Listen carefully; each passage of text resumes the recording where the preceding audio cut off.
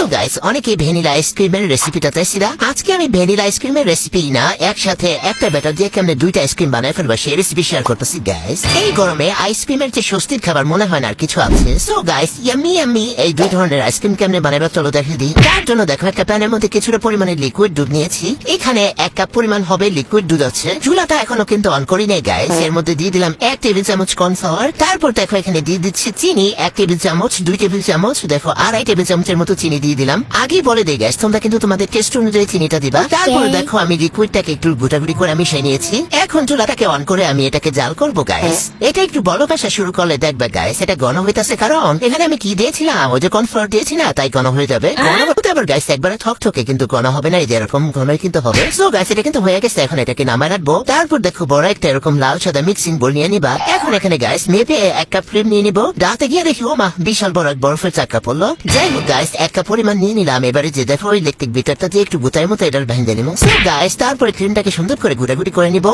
তোমরা যাগো electric bitter নাই না, তারা হ্যান্ড উইক্স দিয়েও করতে পারবা, কারণ আইসক্রিমের ক্রিম খুব বেশি বিট করতে হয় না। সো গাইস আমি এখানে ট্রপিক্যাল ব্র্যান্ডের ক্রিমটা নিয়েছি। এই ক্রিমটা কিন্তু এমনিতেই ভ্যানিলা ফ্লেভার এবং মিষ্টি স্বাদের একটা ক্রিম। যাই হোক গাইস, কিছুক্ষণ বিট করে নেওয়ার পর এবার এখানে সেই ওই যে লিকুইডটা আমরা জাল করে রেখেছিলাম না, সেটা ঠান্ডা হওয়ার পর এখানে ঢেলে দিচ্ছি। তারপর আবারও বিটারটা দিয়ে ইচ্ছা মতো গুটাগুটি করতে থাকবো, মানে খালি গুটাগুটি আর গুটাগুটি, কিচ্ছু করার নাই, খেতে হলে গুটাগুটি করতে হবে গাইস। যাই হোক গুটাগুটি করে নিয়েছি। দেখছো ক্রিমটা ঠিক এরকম হবে, মানে আইসক্রিমের ব্যাটারটা ঠিক এরকম হবে গাইস, এরকম নরমই হবে। আর কেকের ব্যাটার কিন্তু আরো শক্ত হয়। সো গাইস এটা যেহেতু ভ্যানিলা ফ্লেভারেরই একটা ক্রিম, তাই ভ্যানিলা এসেন্স কিন্তু দেই নাই। তোমরা কিন্তু অন্য ক্রিম নিলে অবশ্যই ভ্যানিলা এসেন্স দিয়ে নিবা, নারী কিন্তু ফ্লেভার পাইবা না। যাই হোক আমি যেহেতু 2 ফ্লেভারের কেক বানাবো, সরি এটা তো আইসক্রিম মনে নাই গাইস, তার জন্য দেখো একটা আইসক্রিমের বক্স নিয়ে অর্ধেকটা ব্যাটার আমি এই বক্সের ভিতরে ঢেলে দিলাম গাইস। তারপরে যে দেখো বক্সের মুখ হাতা লাগা, এটাকে আমি ডিপ ফ্রিজে রেখে দিব 6 থেকে 8 ঘন্টার জন্য। এখন বাকি ব্যাটারটা দিয়ে আমি ওই যে চকলেট আইসক্রিমটা বানাবো, তার জন্য এখানে দিয়ে দিচ্ছি কোকো পাউডার। তারপর এখানে 1/2 চামচ দিয়ে দিচ্ছি হচ্ছে চকলেট ইমালশন। এরপর দেখো স্প্যাটুলাটা দিয়ে গুটাগুটি করে আমি মিশিয়ে নিতেছি, কিন্তু মনে হইতেছে দানা দানা আছে, তাই আবারও একটু ভিতরটা দিয়ে বিট করে নিতেছি, মানে গুটাগুটি করে নিতেছি গাইস। খুবই সামান্য গুটাগুটি করবা, বেশি গুটাগুটি করলে আবার দেখবা এটা